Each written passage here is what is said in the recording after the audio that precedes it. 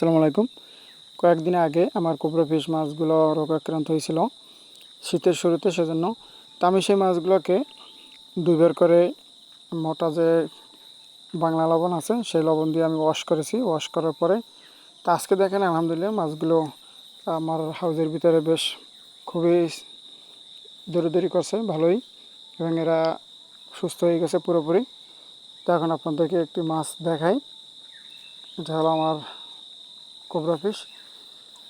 দেখেন আলহামদুলিল্লাহ মাছগুলো পুরোপুরি সুস্থ আলহামদুলিল্লাহ। তা আপনাদেরও যদি শীতের সময় মাছের কোনো রোগ আক্রান্ত হয়, বেশিরভাগ মাছ লবণ দিয়ে পটাশ দিয়ে যদি ওয়াশ করা হয় তাহলে এগুলো পুনরায় ঠিক হয়ে যাবে। তো এর পাশাপাশি দেখতে পাচ্ছেন আমার প্রজেক্টের ভিতরে লাল শাক দেওয়া ছিল, তা ভালো হয় না হওয়ার জন্য আমি আজকে এই লাল শাকের ক্ষেতে ধনিয়া বীজ বপন করে দেব। তার পাশাপাশি আমার পুকুরে কয়েকটি শসা গাছ আছে, যে শসা গাছগুলো হাইব্রিড শসা। আলহামদুলিল্লাহ বেশ অনেকগুলো শসা হয়েছে। তো আজকে প্রথম একটি শসা আমি কাটবো।